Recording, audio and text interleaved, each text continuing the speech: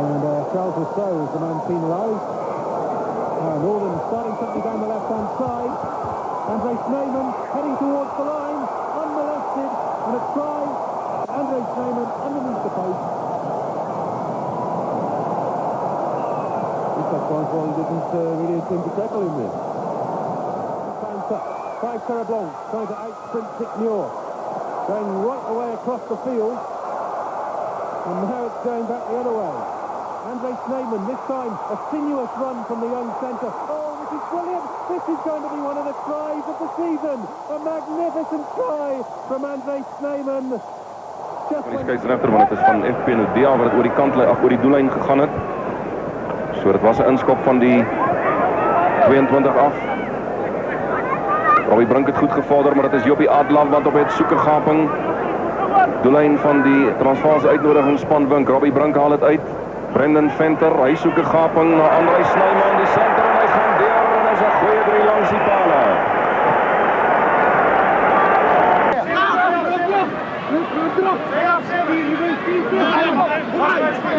Now the Springboks should get that on the move. There's Venter and Creer working well. Then to Trotsky, because there are not enough Tongans shoving in there. Honeyball, Lubba, Snyman, Hubert could go all the way here, but he's got support flat out by Andre Snyman, and Andre Snyman gets his first test try.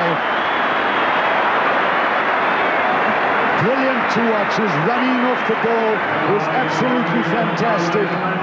Vunipola, the scrum half, getting across. They'll want the drive to go on. Honeyball. Creer is on his inside, and then it's Cedric Lubba. Can he get his debut test? Can he get over? Yes, I think he is there. The referee's right on the spot. South Africa drive at the line once again. Van der Westhuizen to Trotsky.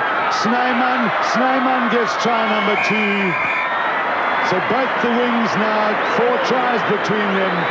Cedric Lubba so near. Hubert. And now the counter-attack by Tonga in the form this time of Mafileo. Andrews, Van der Westhuizen with a bit of nifty footwork. Straight on. Van der Westhuizen, Trotsky, small. Snyman will get a hat-trick.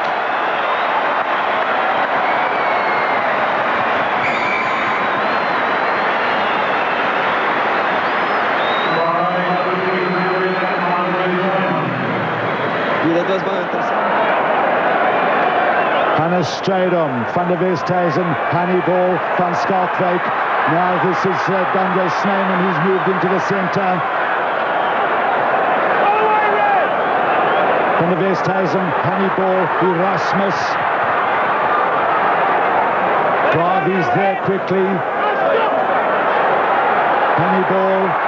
Now it's Peter Rousseau. Peter Rousseau's got some space. Peter Rousseau gets the pass away, and it's Andre Snyman who gets the touchdown, and that could just wrap it up for South Africa.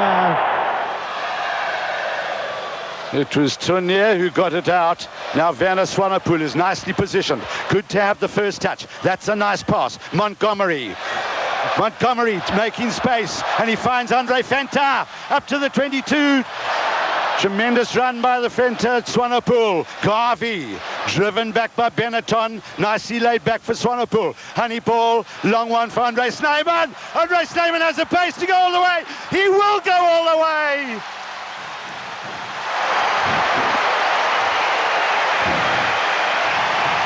What a start. Percy Montgomery. Small, confronted by Rees and Greenstock. That's it. Hey, last. Swanepoel. Snyman. And Snyman is through. That was great awareness from the centre. He takes on Perry for pace, and Snyman is there. Magnificent individual. And here Erasmus, the flanker, is away. There are gaps opening up like the Gobi Desert, and a chance for Rousseau. The pick-up there, and Snyman has scored. And so it's going to be a South African record. Andre Snyman, the try scorer, is 7th for South Africa, and this now... Now engage.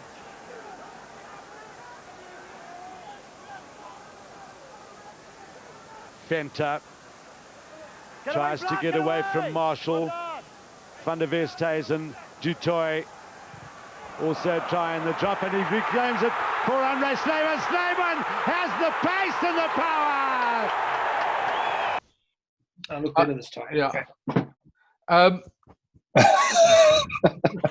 That's not going to work. Where's Johnny Tradesman? Johnny Tradesman used to always call me, his nickname for me was Corporate. He used to always see me on tour, like I'd get up and he used to always tell me I'm never going to survive in a corporate environment. Oh dear, always a mess. I don't think many of us would survive in the corporate environment, Gav, so don't worry. No, don't worry. You're not the only one. Yeah, I think the corporate environment probably wants me as much as I want it. Yeah, exactly. Yeah. You'll kill me if you put me in that environment. Yeah. Now, I was saying to Andre, we actually asking him if he has any stories about James Small for that thing we're doing as well. So I don't know if you've got any that you remember. Yeah, I mean, old James. I mean, obviously nicknamed Bushy. You know, I know there's a lot of stories. You know, I mean, that comes to mind. You know, but some of them are obviously censored. You know, we can't share those. You know, what goes on tour stays on tour. You know, but yeah, I mean, one of his, I think his mother would always confuse myself and him. You know, when our hair was cut short, they always thought that I looked like James and he looks like me. And even if we walk on the streets, you know, some people will call me James and some will call him Andre. You know, so that was quite interesting. But you know, and then like I say, he's a passionate guy. You know, he was a really interesting guy. I mean, he lived and died for rugby, and he played for the badge in front of his chest, not so much the name on the back. You know, so but one little story that I can share with you guys, I'll never forget. We were training in Bloemfontein, and every training session, everybody will rock up and we'll get ready and put our boots on and everything, and we'll put our heart rate monitors on around our chests and everything, and then for some reason Bushy will always go and he'll wander off and he'll go to the physiotherapist and he'll go and lie down, and we'll always see that he's got a hamstring problem, you know, and then and we out there and we start warming up and we're running up and down and we start building up a sweat, and you know, and they're really pushing us and doing a bit of fitness, you know, and about 25 minutes or half an hour into the session, you know, then he'll all of a sudden get up from the physiotherapist. The hamstring is now massaged, you know, and then he'll join the training session. And eventually I was like, Bushy, dude, is your hamstring that bad that you have to get it rubbed everywhere? He says, I just don't like fitness, you know. So he'll just go to the physiotherapist and pretend his hamstring is sore, and then he gets a rub down while we warm up and while we do all the fitness. And then once that is done, he'll say, okay, cool, the fitness is done. Then he jumps up and he just joins training. You know, I was like, you little bastard. You know, he's like, I mean, he's a clever guy. He got out of fitness, you know. So yeah, that's the one little funny story that I remember of him. He didn't like fitness. So he'll fake a hamstring injury, get that massage so he can avoid the fitness. 99, you had a very bad ankle injury, if I remember right. Maybe there's a bit about that. Yeah, no, it was pretty bad. You know, I mean, obviously it was just it was built up towards the '99 World Cup, part of the squad, and we did the Tri Nations series before the World Cup. Unfortunately, playing against the All Blacks at Loftus, scoring the try in the corner, Christian Cullen fell on my leg, and I basically total dislocated and it broke my leg. It was pretty severe. Then that was it. You know, I mean, the sad thing about that situation was, you know, I mean, put me on a stretcher and they took me down into the tunnel, and I mean, my leg was a mess. My toes were pointing at my face and everything, and there was no ambulance to take me to the hospital. So my brother-in-law, he had to run and go and fetch his car, come to the main gate, and they basically, myself was hanging like a bird off a tree on my brother-in-law on the one side and Tupper Henning on the other side, because he was the assistant referee at the time. And the two of them, my brother-in-law and Tupper, was basically carrying me to the car, chucked me in the back of the car, put the seats down, and off they went to me to the hospital. So there was no ambulance or anything. So that was quite an adventure to get to the hospital. And yeah, within literally 2 hours, they did the operation, and they tried to put my ankle together, whatever they could put together. And the doctor said to me, Dr. Fiff said to me, the chances that I would be able to play again is pretty zero. He said to me, because of the severity of the ankle, I'll never be able to play again. And that to me was quite destroying, knowing that, first of all, I'm missing out on a World Cup. And then secondly, that's potentially a career-ending injury. I went through 9 months of rehab and hard training to come back, and I actually made it back, and I started playing again. At the time for the Sharks, leading up to the Sharks, played for DHS Old Boys against the Harlequins in a club game, and unfortunately broke the other ankle exactly the same way. Not scoring a try though, but breaking the second ankle, the left one. So I was out for another 9 months. But it was tough. It was tough getting back-to-back ankle injuries, out for 2 years out of the game. At that point, nobody gave me a chance to come back. But I just kept my head down, worked hard, did the rehab, did the training, and came back in end of 2002 to be playing fully recovered, and then actually made my second debut under Harry Viljoen in the 2001 tests. From being said that you'll never be able to play rugby again, to work my way back to another ankle injury and work my way back from that to play Springboks again, to me, it's a test of character. It just shows my character of never die, never give up. Keep hard work and believe in yourself, and you'll get to the top. Okay, there's a two-pronged question then I have for you, because I love asking this of players who had like pace as their big feature of their game early in their career, and then they go through these injuries, and a lot of guys lose a bit of pace. I mean, it happened to Chester actually. Chester was a very different player at the end of his career. He had to reinvent himself because he had lost a bit of pace. Did that happen to you? I can't actually remember. I'm not asking because I can remember this. I'm just interested. Yeah. I want to say no, it didn't happen. I did have to change my game slightly a little bit, because my flexibility of both my ankles weren't 100%. So my agility did give away some percentage. So I couldn't be as agile in terms of sidestepping and stuff like that. So I changed my game plan to more of a direct player, picking a line and running a direct line. Which I think was my strength at the end of the day, running a direct line, having a bit momentum, because in those days I was classified as one of the bigger centers around, weighing about 105, 6'2", 3", so I was one of the bigger center era coming through the ranks, compared to the Dickey and the Jeremy Thompsons and those guys. So I was one of the tallest centers, heavier centers, myself and Peter Miller. So the fact that I did the rehab and the training the way I did, I don't think I lost any speed. In actual fact, I actually gained momentum because I was heavier because of the training. And then being heavier with the same speed, you have more momentum. So I don't think I've lost speed, but I did have to change my game the way I play. But speed wasn't an issue. I've always I was lucky. I was fortunate to always have that speed. Just an interesting stat. When I started playing for the Springboks in '96, I weighed, I think it was 85 kilograms. And then when I finished my career in 2007 in Leeds, I was weighing 115 kilograms. It was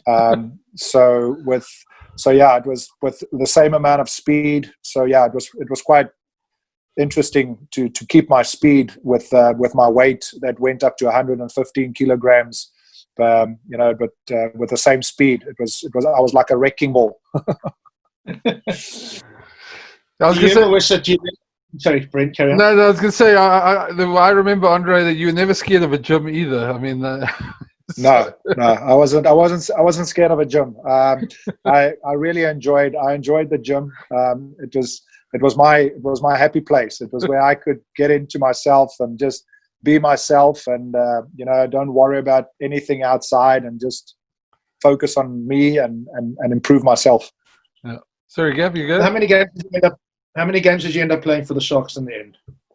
I think for the Sharks, I want to say it was about 50, 55. I think it was 55 games for the Sharks. And then I think for the Bulls, I played, I think it was 98 or 99. I think I need 1 or 2 games for my 100 for the Bulls. And then I know the Sharks is just past the half century. I think it's like 53 or 55. I'm not sure. So Okay. So you would have, if you were injured, you would have missed the Reece Edwards. You missed out completely on Reece Edwards. You would have then made your debut under Rudolph. Yeah, I came to the Sharks under Reece and Jake White in 2003. So at the end of 2000. So I started at the Sharks with 2001. I started at the Sharks. No, hang on. It was 99. Sharks in 2000. Yes. Yeah. Okay. I started with the Sharks in 2000, January of 2000. So I think it was still the Reece Edwards era, and then it went on to the Rudolph era. Yeah. But you never played. And then Kevin Putt was in between as well. So Kevin was there as well. He was the coach as well. Okay, so you were gone by the time Dick became the coach. Yes. Yeah. Okay. And what made you decide to move to Durban? I mean, you'd obviously made that decision before you got injured. Funny enough, a lot of people think I'm born and bred in Pretoria. I'm not. I'm Dundee. I'm in Dundee. I was born and bred in Natal. I've always been in those days a banana boy, a Sharks boy. I was always been a Sharks supporter.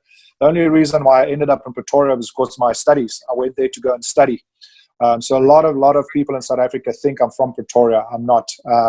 And I just got the opportunity to start my career at the Bulls. Really enjoyed it.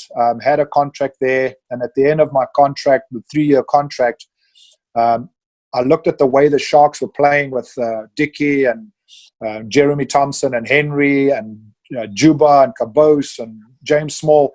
And just the style of rugby they were playing was very attractive to me, and I wanted to play that kind of rugby.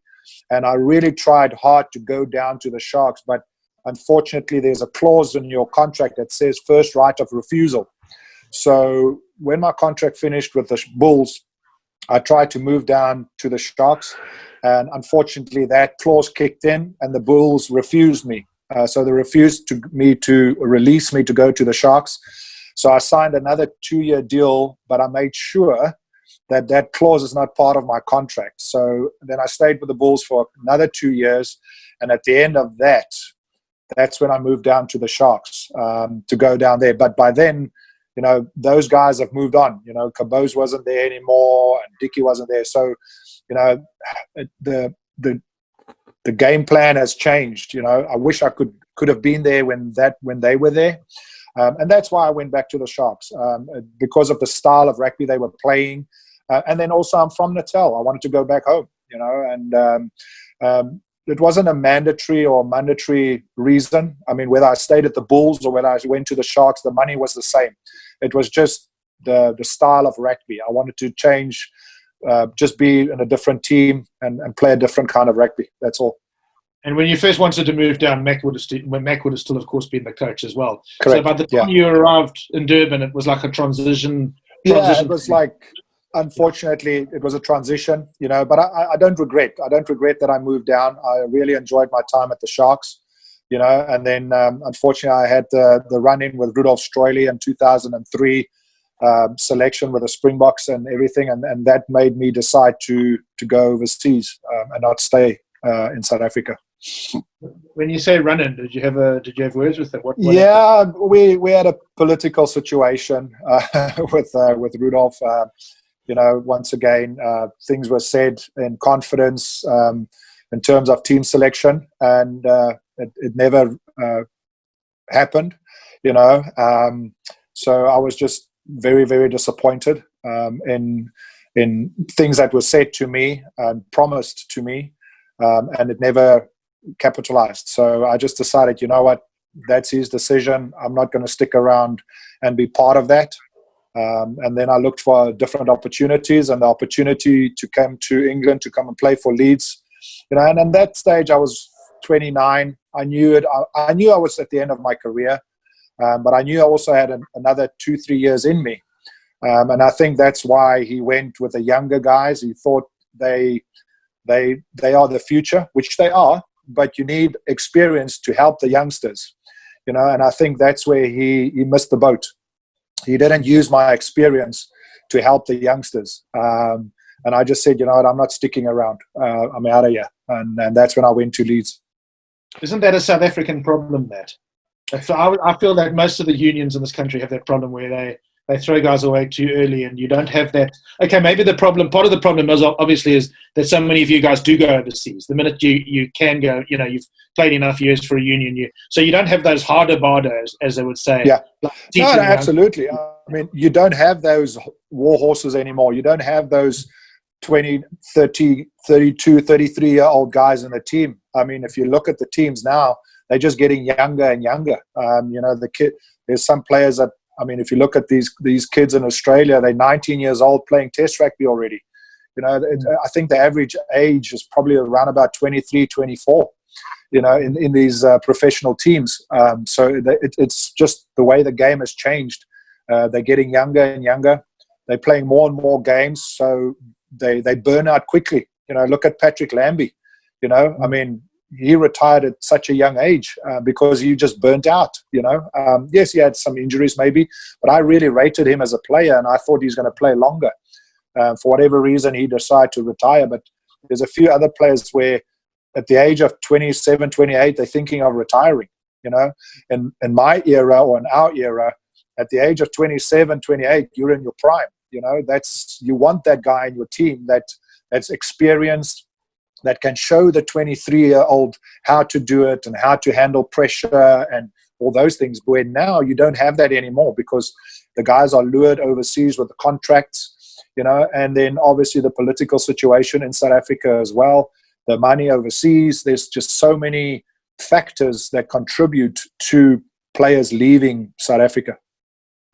Andre, I was going to say, I mean, that 2003 meant you missed your second World Cup in your career, and third one was your third. Your third one. Sorry, you're right.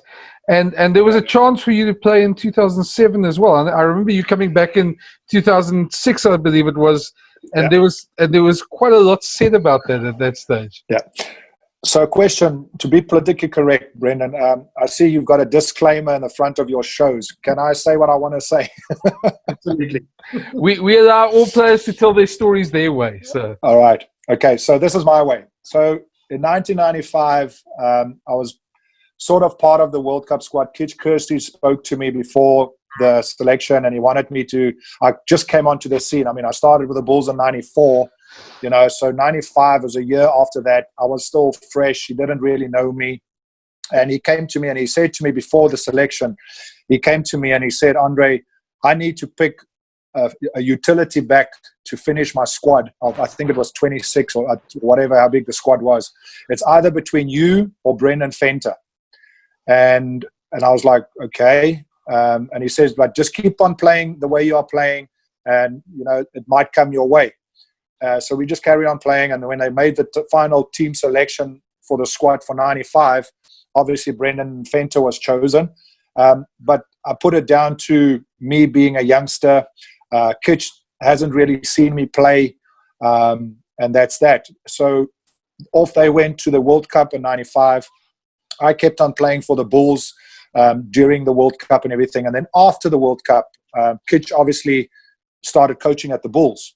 And then he came to me, called me into his office, and he said to me, Andre, now that I know and I see you play, I should have chosen you to go to the World Cup and not Brenden Venter. And I was like, don't say that to me now. Don't say that to me now after the World Cup. You should have selected me instead of Brenden. I don't think that's fair. So that's the first World Cup out of the way. Then in 99, obviously I had the ankle injury. You know, I broke my ankle. So I missed the 99 World Cup.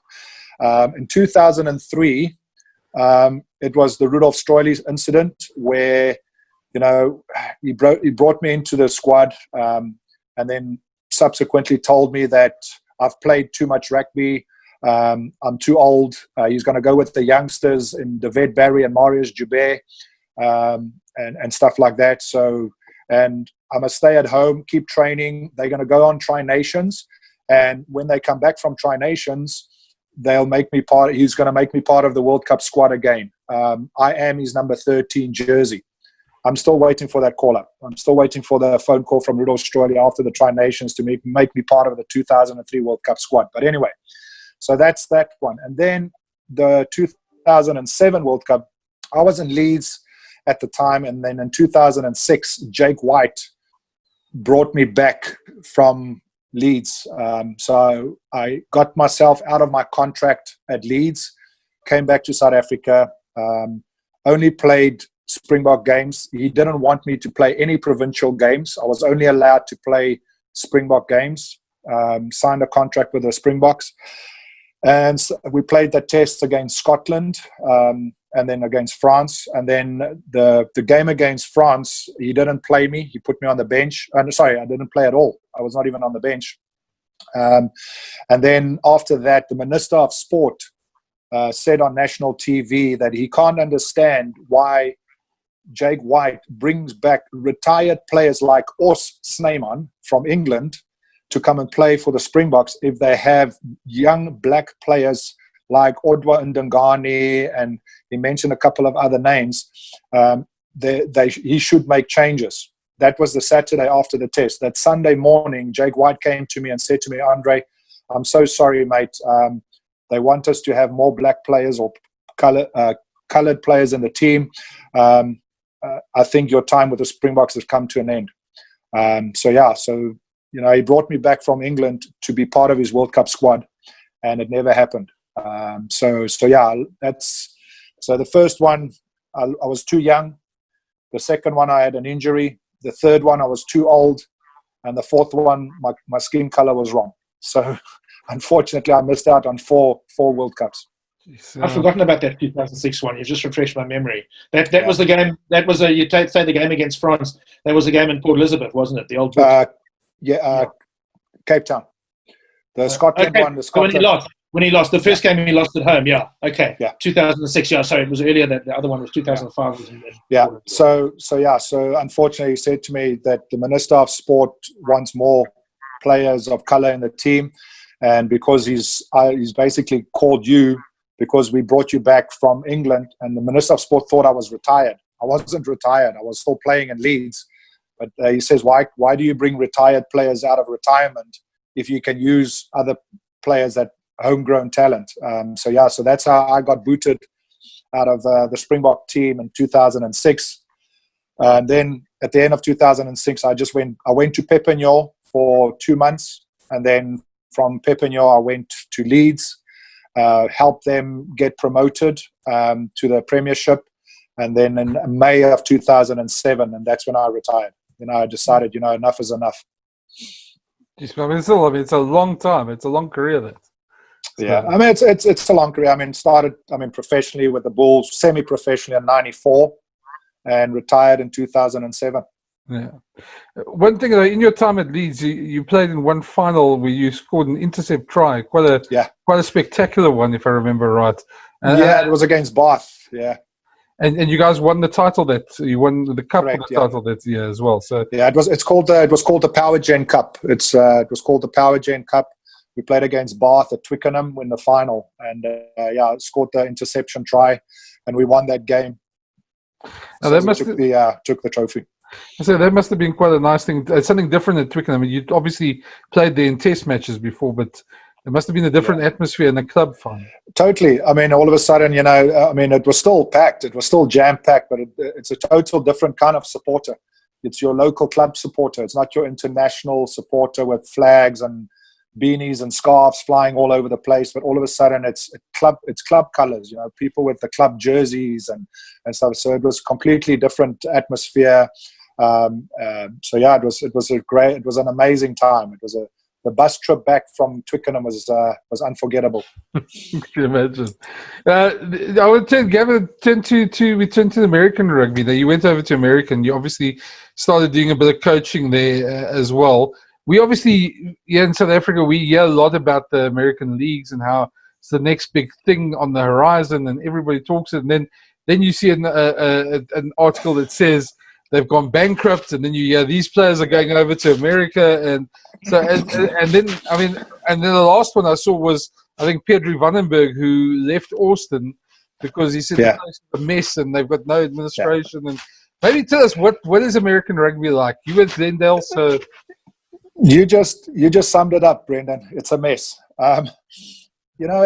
American rugby it's a work in progress.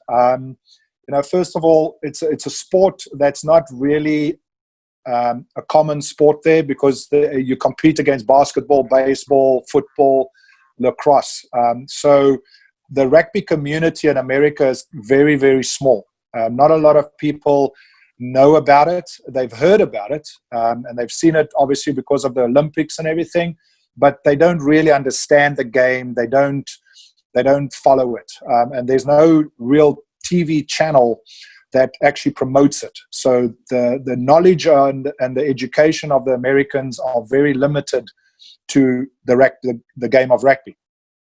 Then you've got your USA Rugby Union, way mismanagement. There's a lot of mismanagement. When I arrived there and I started talking to people and I started interacting with the management of stuff, I realized very quickly that there's trouble here.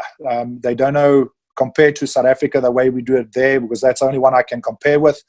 There's a problem here, because you got to understand the country is so big, and you have a East Coast, you got a West Coast, you got a Midwest, you got a South, it's just so big, and each union can be a own union, or each side of the country can be a own union kind of thing. So now you've got one body trying to control everything, and the rugby being played on the East Coast is different time than they play on the West Coast, because of either the weather conditions, and there's a lot of factors that plays a part, and because USA Rugby doesn't have an authority over it and say, right guys, they don't have a model. They say this is the way we're going to do it. They can't do that because each state, region, so to speak, plays rugby in a different time zone and in a different way and stuff like that. So it's hard to get one unanimous way of controlling them. And what's happened is a lot of the people that are on the West Coast, they do their thing because they believe that's the right way. And then the East Coast is doing it their way and they believe that's the right way. And they don't want to do it the same way. And then, so every Tom, Dick, and his dog think their way is the right way. And they come up with all these little tournaments and, it's just, and leagues and festivals and all these things. But there's not like one system like a varsity cup or a curry cup or across the country, because they can't do that. Because can you imagine the expenses they're going to have to fly teams from the West Coast to the East Coast to go and play in a league on that side? So they have to have a league on the West Coast, a league in the Midwest, a league in the South, a league in the West, and that's where the problem is. There's all these different, it's like having South Africa with 4 different curry cups. How do you control that? Then financially, there's a problem because bums in seat, that's what makes the process work, or that makes the unions or the clubs sustain themselves. You average maybe 400 to 700 people at a game. Some of the games are free. Some of the games ask $5. Some maybe $10. Now people are like, why should I pay $10 to go watch rugby? So they don't. So it's not a money-making thing.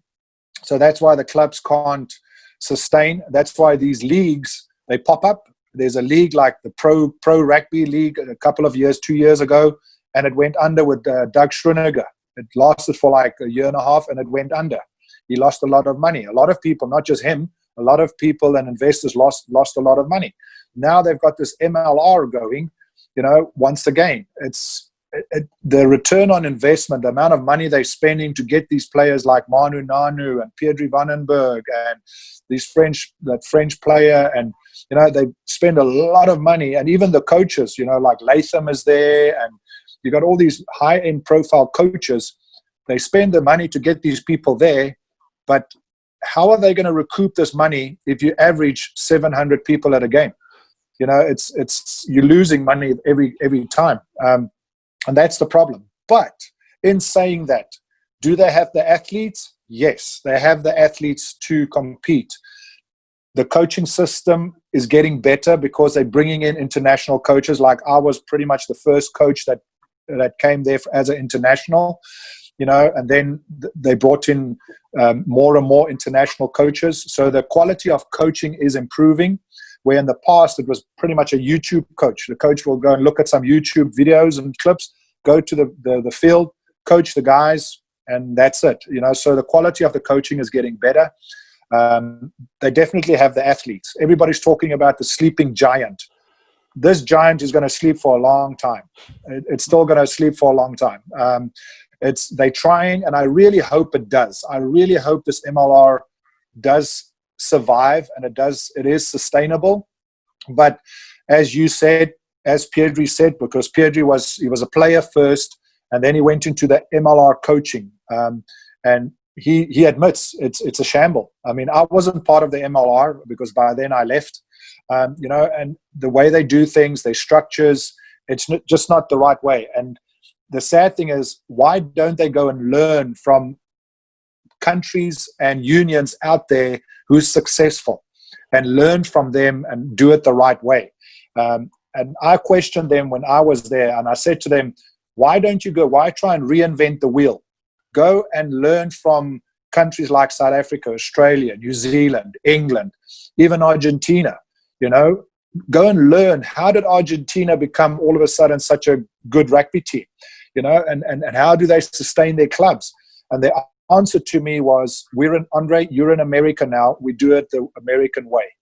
So that is their mentality, So it's you're fighting this battle, and you're fighting against people that don't understand rugby, because rugby, and from a money point of view, rugby is a game. You play for 40 minutes, you have a 10-minute break, you play 40 minutes. Look at all the other American sports. There's so many advertising in between, and there's opportunities like ice hockey, football, basketball. They play for like 2 minutes, stop, advertising. Play for 10 minutes, 5 minutes, stop, advertising. And that's where they make their money, is all these advertising in between the game. Now, can you imagine playing a rugby game and every 5 minutes they stop to do an advert on the TV where they can make their money? It's silly. It's not going to happen. And that's potentially why sevens is a better game suited for America, because it's 7 minutes, high impact, a lot of action. It's an easier game to understand and explain, because there's no rucking and mauling and lineouts and drives and all that stuff. So it's easier to explain to the Americans, and you can do advertising every 7 minutes. So that's why it's a better game there. But yeah, unfortunately, the structure is a shamble. I would love to speak to Gary Gold and get his point of view of how he find the system at the moment in America. So, Andre, you've actually sort of answered the question I was going to ask you, because I was going to ask you if it's not a rugby problem as well, in the sense that, you obviously, when you're coaching in America, you're coaching in an emerging market, and we always talk about selling the game to these new countries. And it's always struck me that sevens you can sell to the new to new countries, because it is an uncomplicated game. Whereas, and you talk about advertising, I promise you, the way rugby's going at the moment, we could probably have advertising between the resets. Yeah, that's true. There's too many reset scrums. You're right. But rugby has become so sort of complicated, and they complicate it further by changing the laws so often. And isn't that part of the problem? That it's just such a complicated game that, and forget about just America. It's also, there's lots of Pacific islands where sevens is more popular than that, because it's a much more understandable game. It's a more of an understandable game. Like I say, it's easier to explain to the public.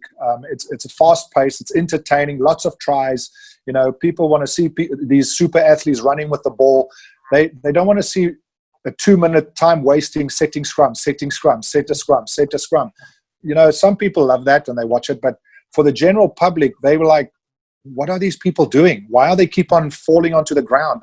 They don't understand what's going on. So, they either have to adapt their scrum in terms of like rugby league, where they don't actually like, it's almost uncontested scrums. You go into uncontested because that, yes, I know if you're going to go into an uncontested scrum situation, you take away your big boys, you take away your big strong not ball carriers, but your guys like the Beasts and your Oyster Runts and all those guys from the past, because it's uncontested. You don't need to have a big guy. You can have 7 or you can have 15 centers on the pitch or 15 flankers on the pitch.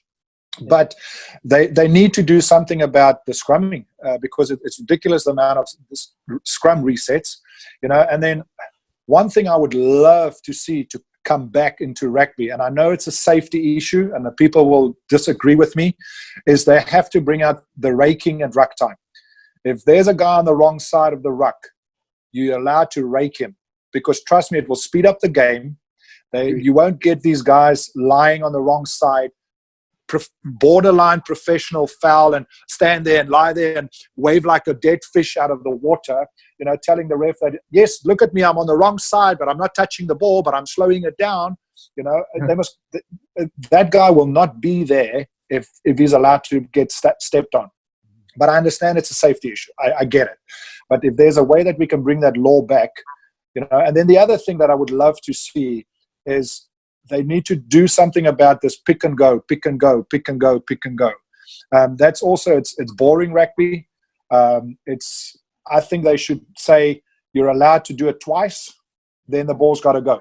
You're allowed to maybe have a ruck and have a pick and go with the forwards and maybe another one, but not more than 2 or 3.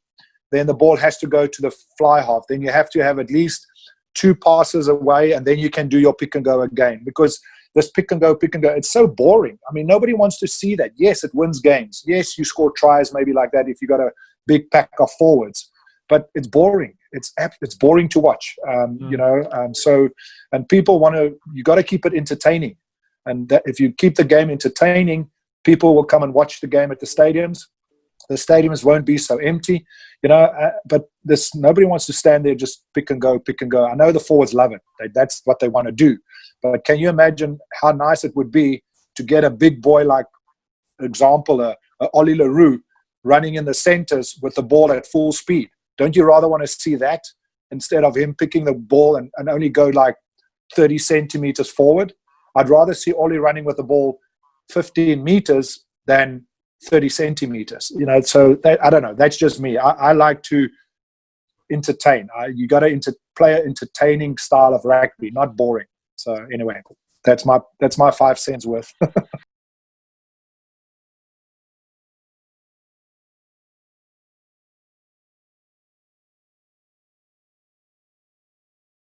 Yeah, Andre, from what we hear, what I've seen in your Facebook, your kids are quite good at rugby, so we might see the next generation of Snymans coming through in a couple of years. Well, that's what I hope. I mean, we don't want to put too much pressure on them, because they've got pretty big shoes to fill. It's a size 12 that they need to fill. No, jokes aside. Yeah, I mean, it's incredible to be a father and see your kids start playing rugby, and by choice. They decide to play it by themselves. I didn't ask them to. I introduced them to, while we were still in America, I introduced them to volleyball, soccer, lacrosse. I introduced them to golf, as many sports as I can, and they chose rugby. And I supported the decision, obviously. Deep down inside, I would have liked them to play, especially my son. But one day my daughter just came to me and she said, "Daddy, do you mind if I try rugby?" And I was like, "Are you sure about this?" And she said, "Yes."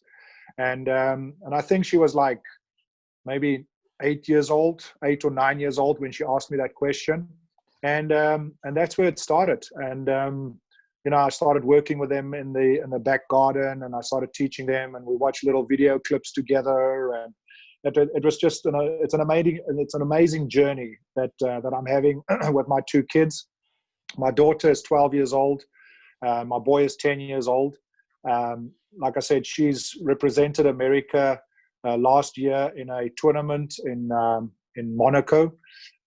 So it was the first time ever that an American team at that level represented or played internationally.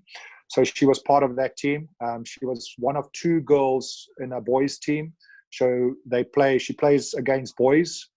She's pretty tall for her age, pretty strong. Like you said, she probably gets the genes, where the genes come from. She's a very strong, direct player. She understands the game, very straightforward. If I had to compare with a position, it's probably going to be like an 8th man / lock. At that age at 12, very direct, powerful. Where my son, on the other hand, complete opposite, very fast, a little bit smaller, very elusive, great defender. He tackles everything that moves. We had to buy him a scrum cap because he absolutely throws himself at the people, no fear.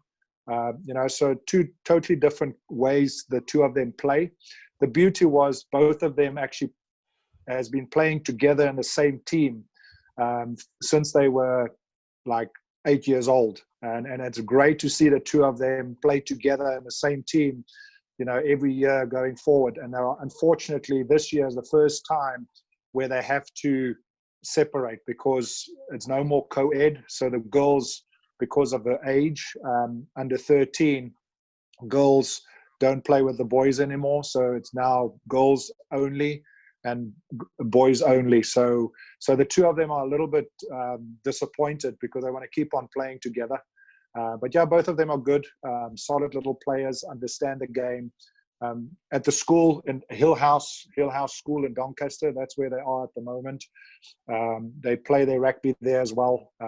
There's no women's rugby or female program at the school. So the fact my daughter is there, I went to the headmaster and he's given me permission to start a rugby program for the girls, which we've done at the school. And Kira is basically the leading example. And since she started playing with the boys, the girls looked at it and they're like, hang on, I can do this.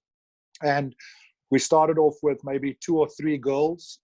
We ended the season with close to 50 girls at the school playing rugby, which was brilliant.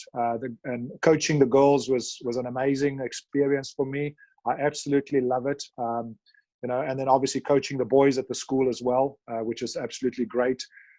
It's not a big school. It's probably about 350 boys and then 350 girls as well. And it goes from reception all the way to 18 years old. But I mean, it's been an amazing journey with my kids. They've got their own little Instagram page, and they love loading their photos and their videos and their tries and everything. It's their little world, and we don't interfere. We don't put pressure on them to perform. They put it all on themselves. They love it, and then hopefully we'll see them. I don't know where it's going to take them, but the ball is in their court, and I'm just happy to be part of their coaching and part of their development. And we'll see where it goes. Yeah, it sounds great, man. Sounds great. Gabe, do you have any other questions? Are they going to play for England? Well, currently they're not allowed to because they're not British citizens yet. Of course, yeah. Okay. But they are American citizens, and we've been talking about it. And to be honest, I think both of them, once they finish their schooling career, they will probably go back to America to go to college, to university in America. I've got a lot of contacts in America in terms of universities that could potentially offer scholarships. And I think that's probably where they're going to end up in America. And I think currently they might have a better chance to represent America than England. But it's maybe a little bit premature to say that. But in an ideal situation, that's my predicament. But you never know. I mean, they might stay here. There's some really good female university programs here in England as well, which potentially my daughter could go to, or my son could go to a senior men's program or academy. I'm not sure. We'll see where the future holds and where it's going to take us. But yeah, but they're probably going to end up in America. I'm positive they're probably going to. That's where they're going to end up. Where I'm going to end up, I'm not sure whether I'm going to go back to America. I would love to. America is really a convenient country. I really enjoy living there. Coming back to South Africa to coach there, I've tried reach out to numerous people and to come back to South Africa to coach. Unfortunately, it's a situation where I think the coaching in South Africa is a buddy-buddy system. If you need to know somebody who knows somebody, and I think I've missed that boat in terms of that. So I doubt I'm going to come back to South Africa. I would have loved to, but I think I'm not in the pipeline. I'm not in the pipeline in the South African coaching system. So they will not consider me. I've tried, like I said, I've reached out to a few individuals and nobody has responded back or anything. So I think the chances of coaching in South Africa is not going to happen. So, but I would, like I say, if there's an opportunity, you never know. So you never know. Well, I suppose there's an alternative route you could take as well, which is to get a big job over there and do well there. And then it's correct. I mean, it's like I say, I'm still in the early stages of my coaching. I'm still learning a lot. I'm not at that level where I could at all coach a Super 12 team, but it would be nice to be involved in a super team, maybe as an assistant coach or as a attacking coach or a skill coach, and to learn and get that experience. It's always that catch-22 situation where people say, oh, this player doesn't have enough experience, but the only way he can get experience is by playing him. So it's that catch-22 situation, like, oh, Andre, you don't have enough experience in coaching. And I'm like, but it's your mindset. That's the reason I don't have experience. It's because change your mindset and just take a gamble and say, right, we'll make you part as an assistant coach or, even a water boy or something, get you in the system and learn,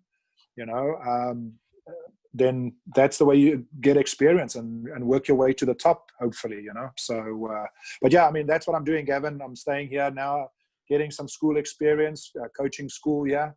Who's to say, hopefully one day I can go back to South Africa and be potentially a coach at Grey College or something like that, or Affies or a Waterkloof or, I mean, I don't know what schools are down in Cape Town or Selborne or whatever, who knows, you never know what happens. I mean, if you look at the old players, I mean, and I think Peter Rousseau is a Paul Roos, I think, so there's opportunities there. It's just, once again, you got to know these people, because if an opportunity comes up, you got to know who to know to put you in that right position.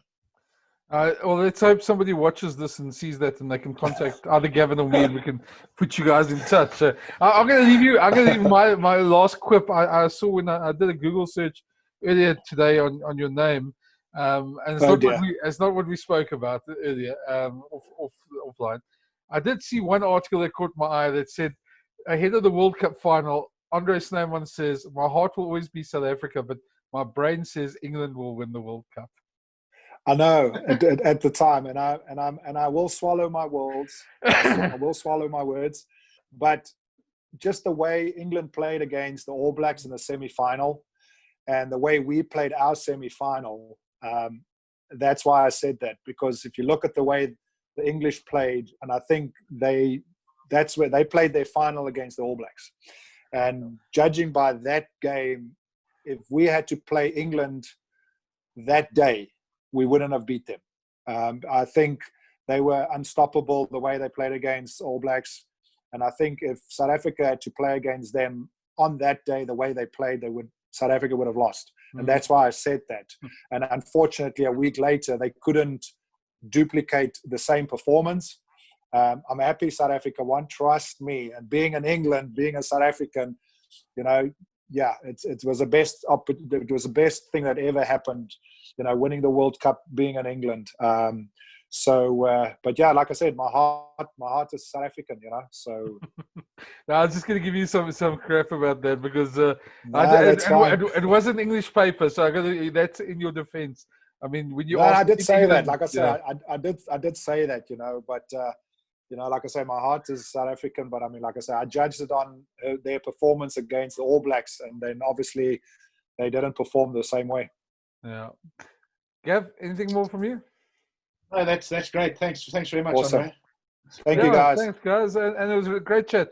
And yeah, thanks, and keep in touch and let us know how your career goes, Andre, and hopefully absolutely we'll stay in touch. And just if you want to follow me on Instagram, and LinkedIn and Twitter, I pretty much keep that up to date. Okay. No, cool. Awesome. Thank you. Thanks, man. Okay. Thanks, guys. Thanks a lot. Cheers. Cheers. Cheers, man. Bye-bye. Thanks. Bye.